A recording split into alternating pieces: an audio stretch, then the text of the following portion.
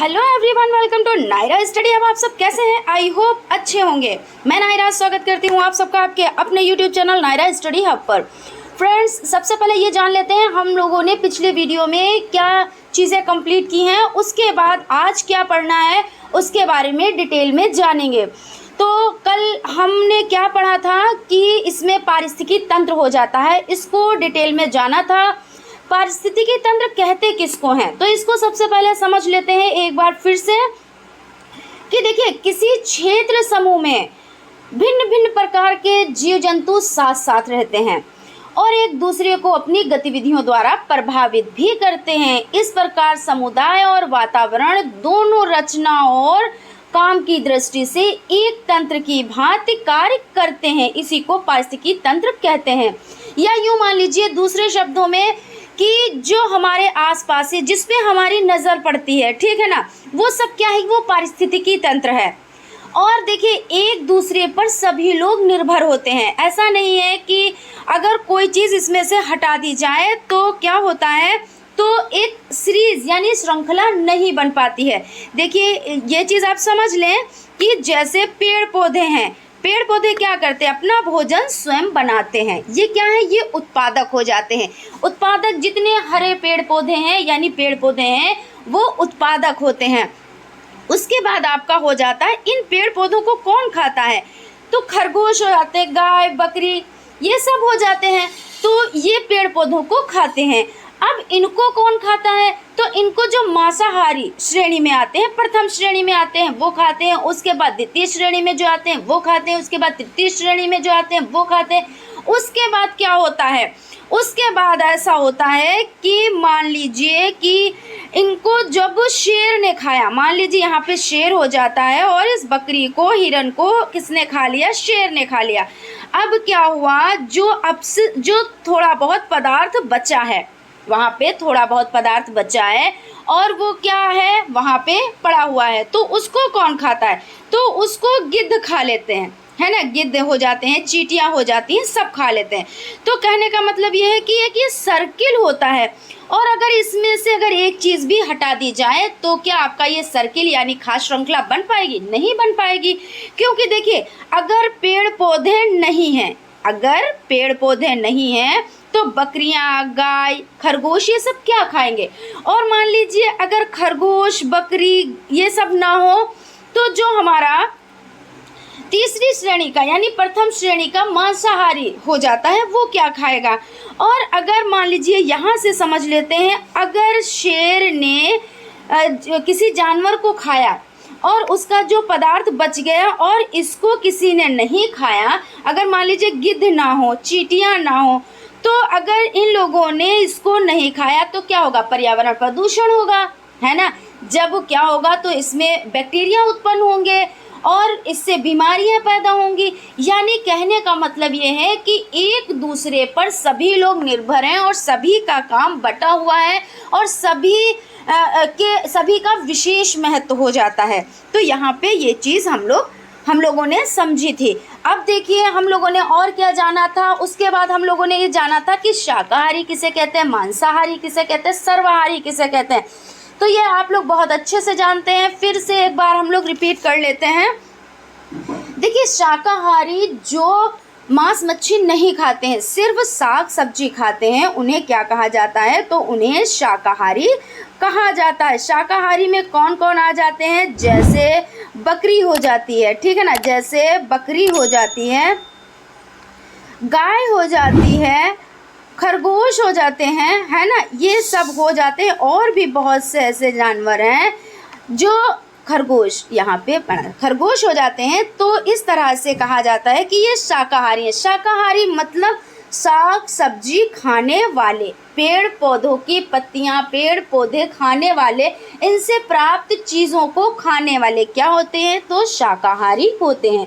अब अगर मांसाहारी बात करें मांसाहारी की, तो मांसाहारी कौन होते हैं, तो जो मांस खाते हैं, क्या कहते हैं, मांसाहारी किसको कहते हैं, तो जो मांस खाते हैं, है ना। तो मांस खाने वाले कौन हो जाते हैं, देखिए, मांस खाने वाला जैसे शेर हो जाता है ना। मांसाहारी में कौन आता है, जैसे आपका शेर हो जाता है। ये क्या है, तो ये मांसाहारी है ना। शेर सिर्फ मांस खाता है और ऐसा तो नहीं कि ये सब्जी खाता है, तो यहाँ पे ये मांसाहारी हो जाता है। अब अगर सर्वाहारी की बात की जाए, देखिए याद करना बड़ा ही आसान है और आप स्टार्टिंग से पढ़ते चले आ रहे हैं, लेकिन मैं ट्रिक वाइज बता रही हूँ। जैसे मांसाहारी, माँ से मांसाहारी, माँ से मांस हो गया है ना। शाकाहारी, सा से सब्जी हो गई, शा से शाकाहारी हो गया। सर्वाहारी यानी कि सर्व, सब कुछ खाने वाला, चाहे वो साग सब्जी हो, चाहे वो मांस मच्छी हो, जो भी मिल जाए उसको खा लो। तो वो कौन होता है, वो मनुष्य होता है। देखिए मनुष्य यही तो होता है कि मनुष्य साग सब्जी भी खा लेता है और क्या खा लेता है, और साग सब्जी के अलावा मांस भी खा लेता है, मछली भी खा लेता है, इसलिए इसको सर्वाहारी कहते हैं। देखिए मैं सबके लिए नहीं चीज़ें बता रही हूँ, मैं उनके लिए बता रही हूँ जो लोग खाते हैं। कुछ लोग ऐसे हैं जो नहीं खाते हैं, मैं उनकी बात नहीं कर रही हूँ, लेकिन कहने का मतलब ये है कि जो ये श्रृंखला है, तो ये जो श्रृंखला बनी हुई है तो इसी तरह से बनी हुई है कि उत्पादक को, यानी कि जो आपका प्रथम उपभोक्ता हो जाता है उसको सेकंड, सेकंड को थर्ड, इस तरह से खाते हैं। तो इसमें मनुष्य देखिए चींटी से लगा के हाथी तक को सबको खा जाता है। ऐसा नहीं है, कहीं कहीं पे मैंने कल भी बताया था कि एक जगह तो ऐसी है जहाँ पे सांप की बनी हुई डिश खाई जाती है और बड़े ही चाव से खाई जाती है। उसका बड़ा ही नाम है कि भाई जब उसको खाने का मन करता है तो लोग ये कहते हैं कि आज मुझे ये खाने का मन कर रहा है, और वो लोग जाते हैं रेस्टोरेंट जाते हैं, वहाँ पे खाते हैं, प्लस अपने घर में भी बना के खाते हैं। तो इस तरह से हो जाता है। और मैंने ये भी कहा था कि कमेंट बॉक्स में कमेंट आप लोग करें, अच्छा है बताएं कि ऐसी कौन सी जगह है जहाँ पर इस तरह की डिश खाई जाती है और उस डिश का नाम क्या है।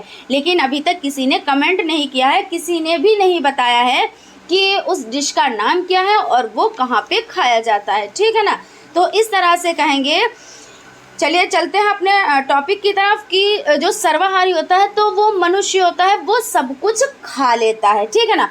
और आज हम लोग देखिए, आज हम लोग बात करने वाले हैं खाद जाल की, लेकिन उससे पहले एक टॉपिक थोड़ा सा रह गया है, उसको पहले कंप्लीट कर लेते हैं, उसके बाद हम लोग खाद जाल को पढ़ेंगे। ये लेसन थोड़ा सा लेंदी है, लेकिन ये बहुत ही इम्पोर्टेंट है आप लोगों के लिए, क्योंकि यहाँ से क्वेश्चंस बनते हैं। और आप लोग जैसे मैंने देखिए आप लोगों को चित्र भी अपने हैंड राइटिंग से अपने चित्र भी बनाए हैं, हैंड राइटिंग से नोट्स भी बनाते हैं।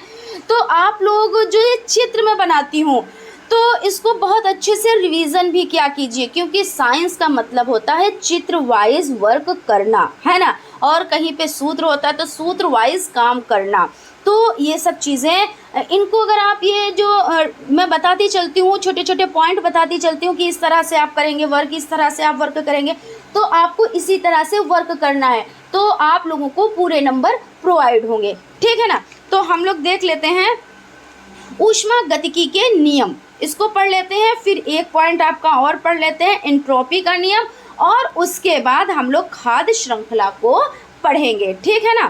तो फ्रेंड्स अगर अभी तक आप लोगों ने चैनल को सब्सक्राइब नहीं किया है तो प्लीज़ सब्सक्राइब कर लें और बेल आइकन को भी ज़रूर प्रेस कर लें, जिससे कोई भी नोटिफिकेशन हो वो आप तक पहुंच जाए। तो हम लोग देखते हैं, देखिए ऊष्मागतिकी के नियम, इसमें हो जाता है ऊर्जा का संरक्षण का नियम हो जाता है।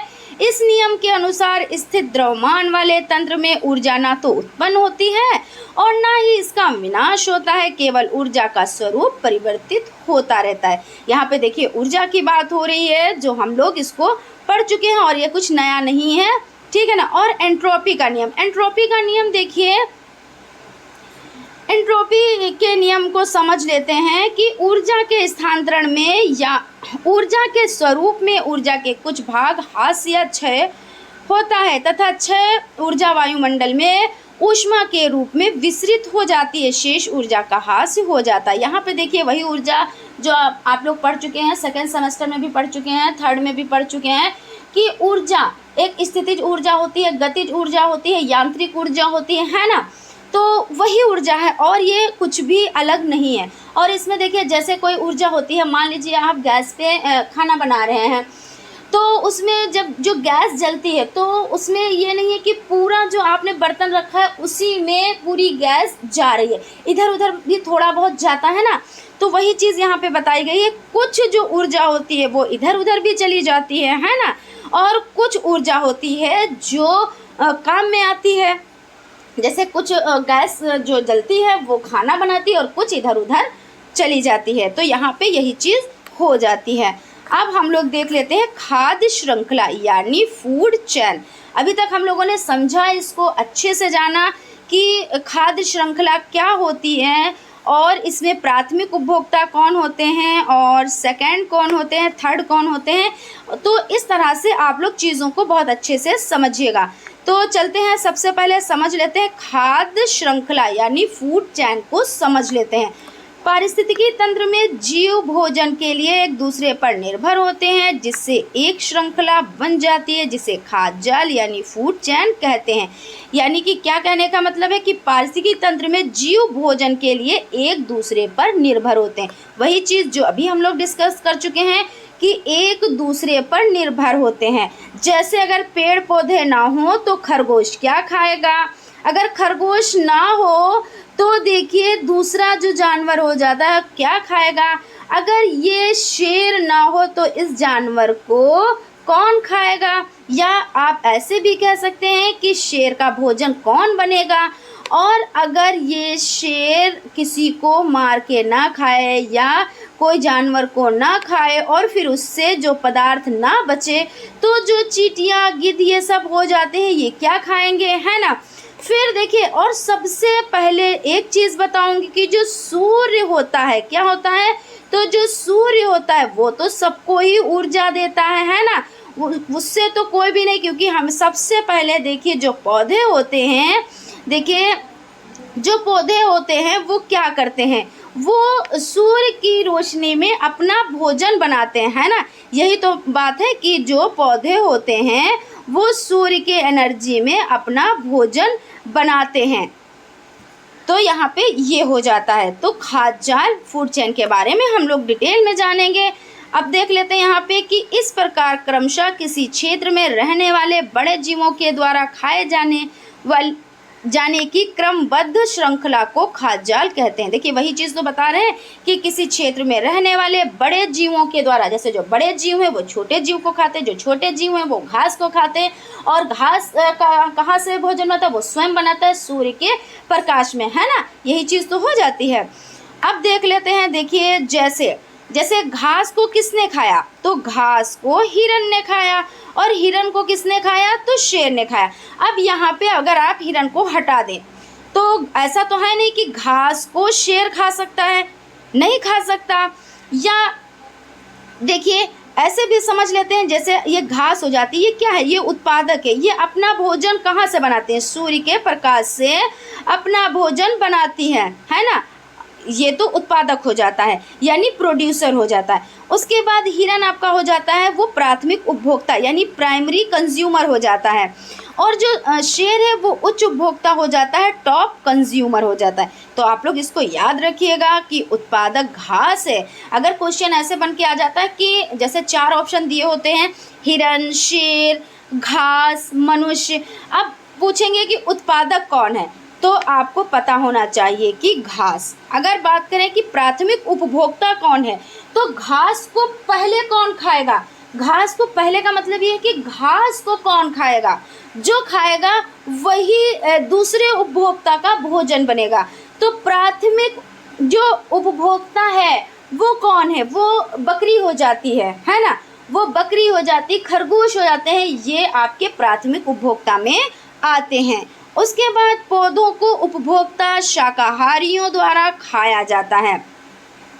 देखिए क्या बता रहे हैं कि पौधों को उपभोक्ता शाकाहारियों द्वारा खाया जाता है, जिसे प्राथमिक उपभोक्ता क्या खाते हैं, प्राथमिक उपभोक्ताओं की द्वितीय उपभोक्ता खाते हैं। इस प्रकार एक क्रमबद्ध श्रृंखला बनती है। देखिए वही चीज़ यहाँ पे हो गई कि जो साग सब्जी है वो कौन खाता है, तो साग सब्जी को आपका हो जाता है प्राथमिक उपभोक्ता खाते हैं। प्राथमिक उपभोक्ता मान लीजिए ये खरगोश हो जाता है। अब इसको कौन खाता है, तो द्वितीय उपभोक्ता खाते हैं, है ना, द्वितीय उपभोक्ता खाते हैं। और इस प्रकार एक क्रमबद्ध श्रृंखला बनती चली जाती है।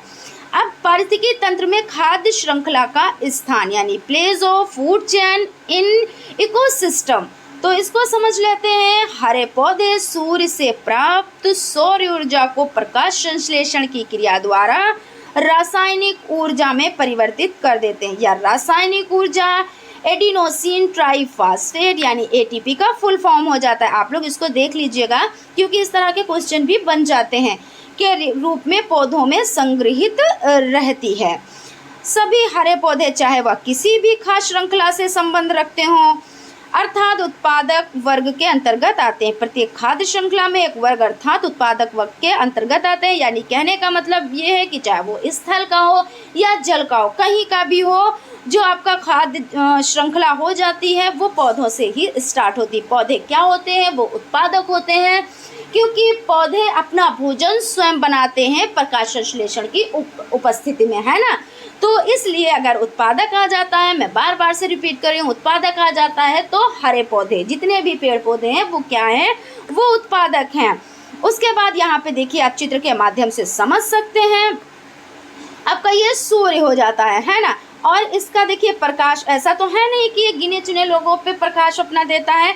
सूर्य क्या करता है, सभी को अपना प्रकाश देता है, सभी को अपनी ऊष्मा देता है। तो जो ये पौधे हैं, ये पौधे क्या करते हैं, ये उत्पादक होते हैं और ये प्रकाश संश्लेषण की उपस्थिति में अपना भोजन स्वयं बना लेते हैं, इसीलिए तो इनको उत्पादक कहा जाता है। फिर क्या करते हैं, जो ये पेड़ पौधे हैं तो इनको जो उपभोक्ता हो जाता है वो खरगोश हो जाता है। यहाँ पे देखिए मैंने एक एक नाम लिया है, आप लोग इस तरह से समझ लें। खरगोश हो जाता है जो कि शाकाहारी है, जो कि साग सब्जी खाता है ना। देखो गाजर हो जाती, मूली कैसे वो कितने चाव से खाता है। और आप खेत में कभी पहुँच जाओ, देखो ऐसे खाते हुए खरगोश को कितना अच्छा लगता है। कुछ लोग उनको पालते भी हैं, है ना। और बाकी आप खेत में देख लो तो बहुत ही अच्छा लगेगा क्योंकि वहाँ पे नेचुरलिटी मिल जाती है। वो आते हैं और फिर खाते हैं और बड़ा ही अच्छा लगता है। तो देखिए आपका हो जाता है, यहाँ पे समझ लेते हैं कि खरगोश जो है वो शाकाहारी है, वो साग सब्जी खाता है, वो उपभोक्ता हो जाता है। उसके बाद देखिए शेर है, तो शेर किसको खाता है, शेर देखिए मांसाहारी है और उपभोक्ता है। क्या है, उपभोक्ता सेकेंड हो जाता है। शेर कौन हो जाता है, तो उपभोक्ता सेकेंड हो जाता है। और वो किसको खाता है, तो वो जो देखिए पेड़ पौधे खाते हैं और उन जानवरों को शेर खाता है। और उसके बाद आपका हो जाता है सर्वोच्च उपभोक्ता हो जाता है ना। और मनुष्य जो है वो क्या खाता है, आप बताएं। मनुष्य तो सर्वाहारी है, मनुष्य तो सब कुछ खा जाता है ना। मनुष्य तो सब कुछ खा जाता है, यानी वो साग सब्जी भी खा जाएगा, मांस मच्छी भी खा जाएगा, है ना, सब कुछ खा जाता है। और सभी को देखिए जो सूर्य का प्रकाश है वो सभी को मिल रहा है, यहाँ पे हो जाता है। उसके बाद मृदा में उपस्थित पदार्थ हो जाते हैं, उत्सर्जित व अपघटित पदार्थ हो जाते हैं। तो यहाँ पे ये चीज़ आप समझ लें कि देखिए ये जो सर्वोच्च उपभोक्ता हो जाता है और क्या हो जाता है, शेर मांसाहारी उपभोक्ता हो जाता है। उत्सर्जित व अपघटित पदार्थ हो जाते हैं। तो क्या होता है कि जब शेर किसी जानवर को खाता है, या मैं इस तरह का एग्जांपल पहले भी दे चुकी हूँ कि जैसे कहीं पे बॉडी होती है तो उसे जैसे वो हो जाता है, डेथ हो जाती है और लावारसी में पड़ी रहती हैं, जैसे कोई समंदर के किनारे, नदी के किनारे या ट्रेन की पटरी के नीचे या इस तरह से हो जाता है। तो उसको कौन सफाई करता है, यानी गिद्ध हो जाते हैं, है ना।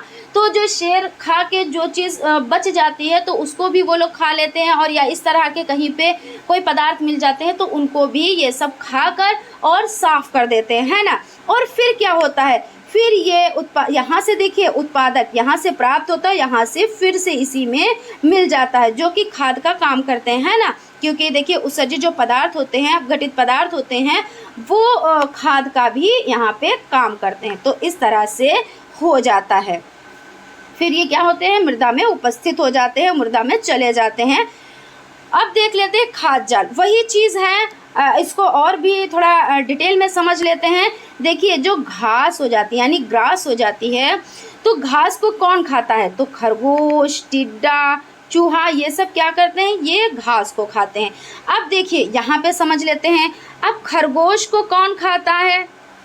तो बाज भी खा सकता है। अब बाज क्या, टिड्डे को भी खा सकता है और बाज चूहे को भी खा सकता है ना।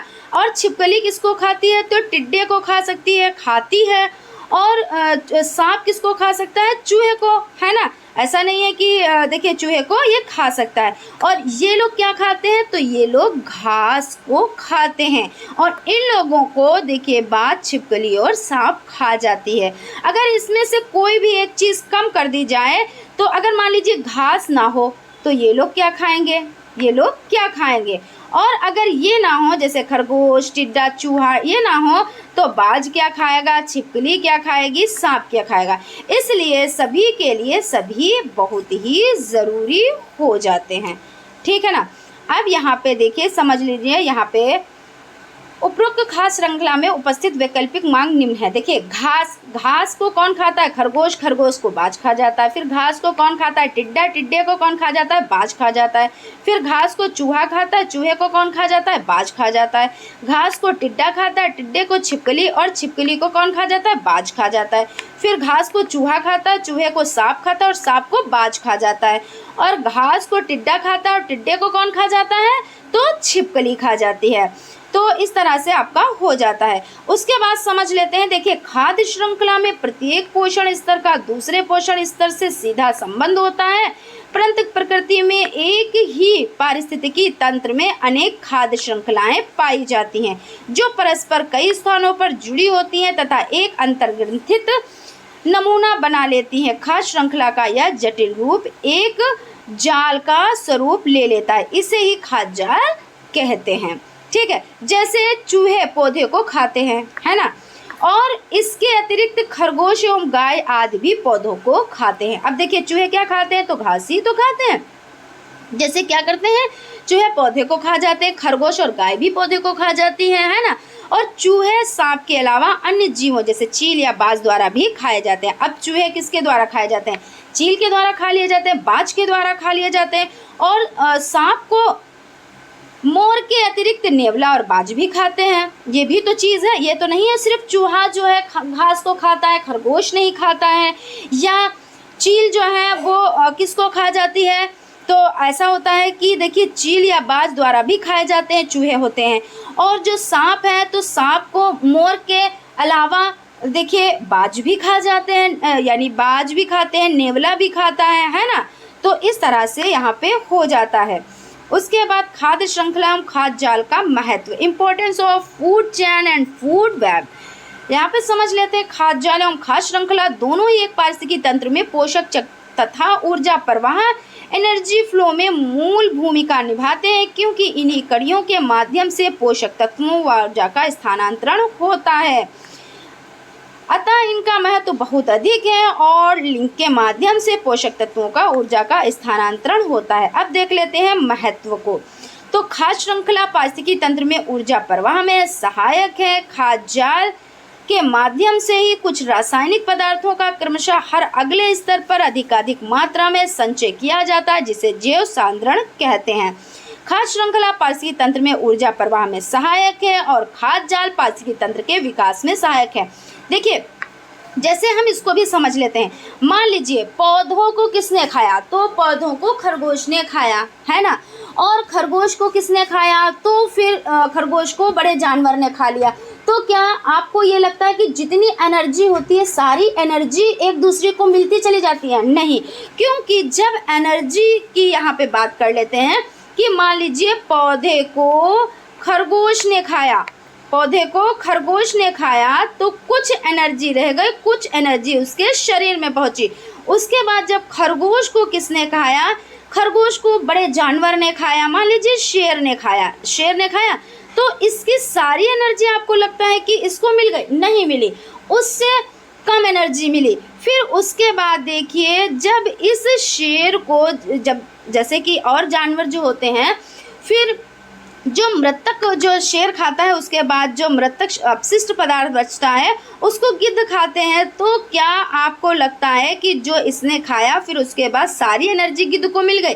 तो नहीं, क्योंकि यहाँ से क्या होती है, घटती चली आती है, घटती चली आती है। यहाँ से जब इसको मिली तो कुछ कम, फिर इसको मिली तो कुछ कम, फिर इसको मिली तो कुछ कम, तो इस तरह से घटती हुई एनर्जी मिलती है। यहाँ पे ये चीज़ बताई गई है, आप लोग ध्यान रखिएगा, क्योंकि इस तरह का भी क्वेश्चन बन जाता है कि जैसे कि जो एनर्जी है तो क्या जितनी एनर्जी थी उतनी ही मिली?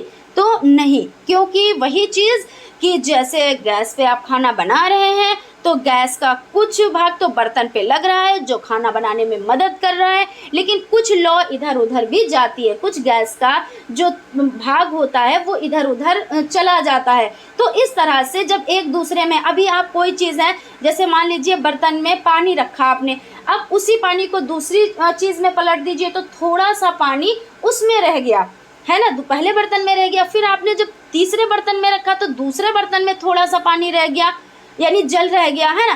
तो इस तरह से एक सीरीज होती है, इसकी भी एक सीरीज होती है कि पूरी जो एनर्जी होती है वो नहीं मिलती है, घटती हुई चलती है ना।